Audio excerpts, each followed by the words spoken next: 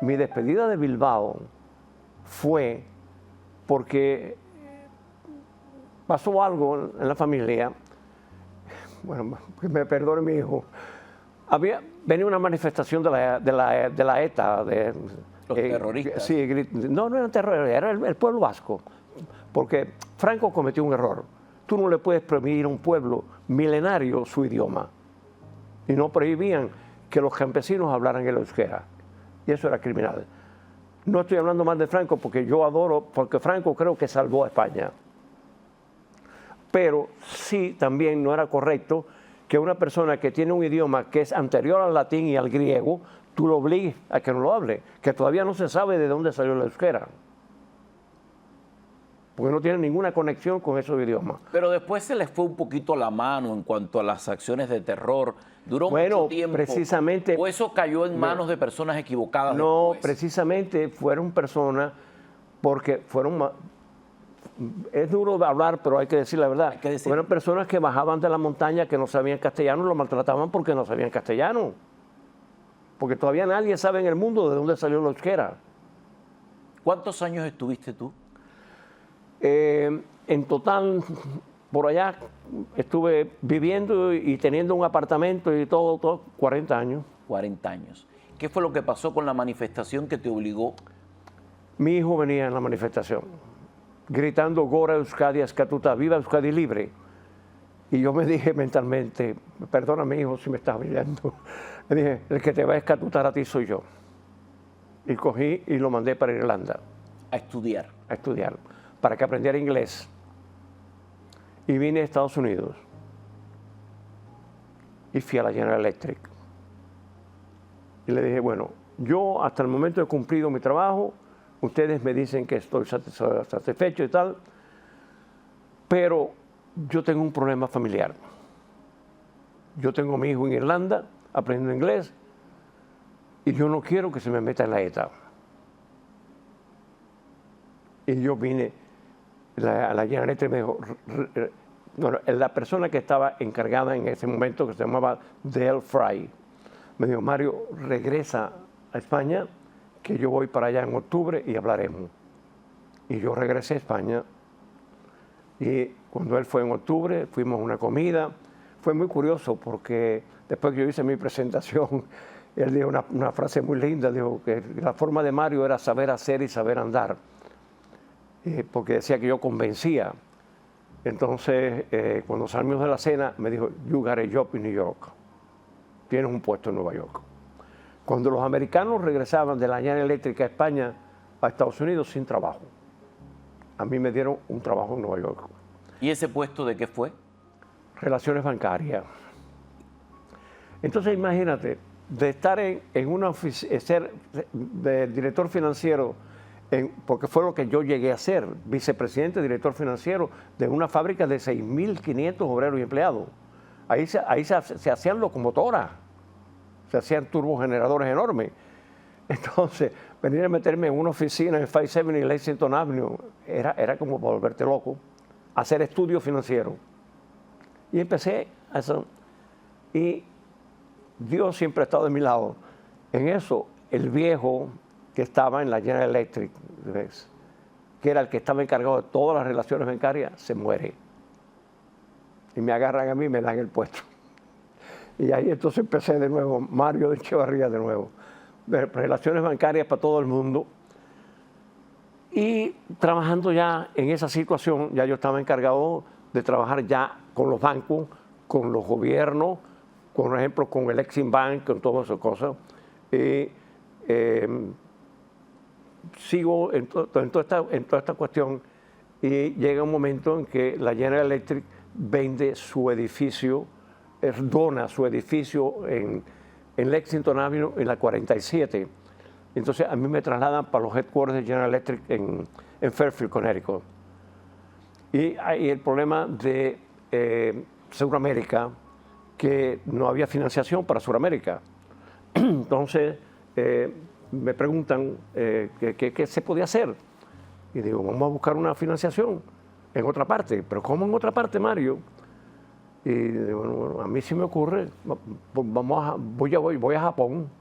Bueno, en primer lugar, yo estuve encargado de todas las relaciones bancarias de la General Electric, con Citibank. Yo tengo cajas de fósforo, de cerilla, con el día que almorcé, con cada banco, con quien estuve, eso, yo las tengo una cosa así guardada.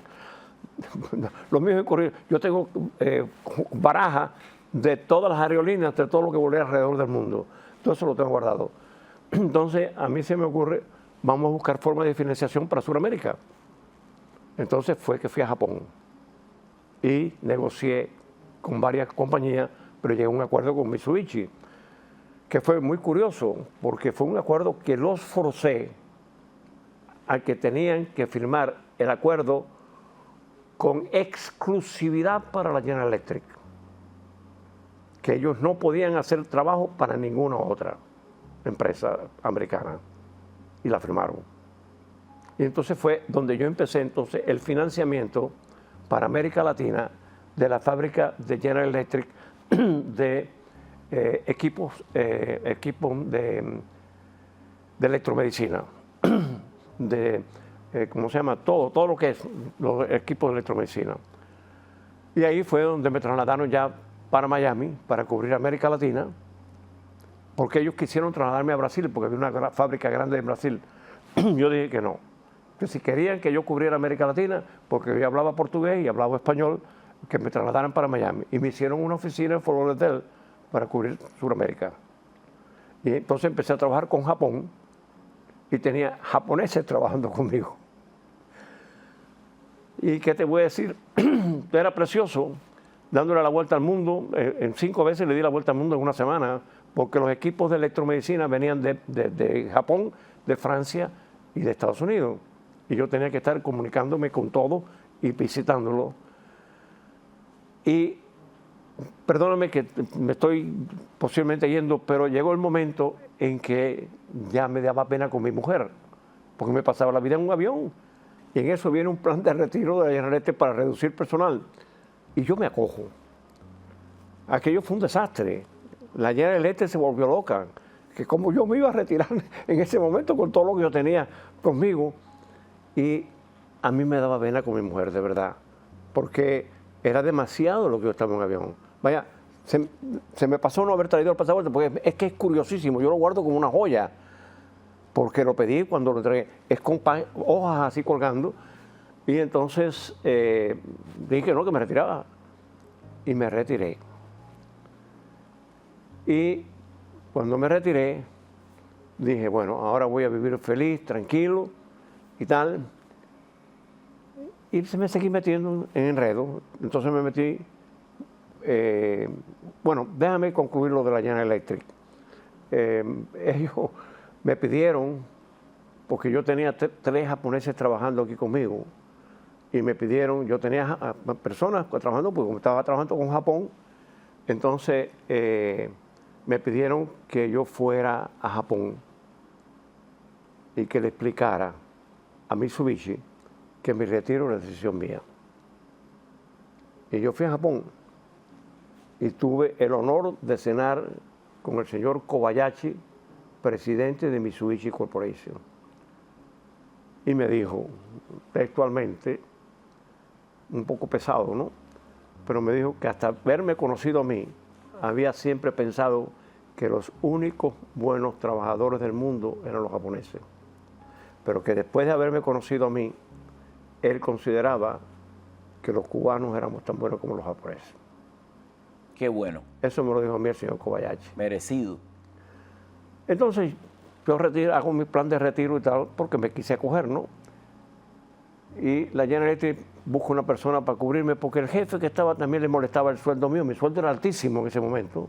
Yo estaba sobre $200,000. En ese momento. En ese momento.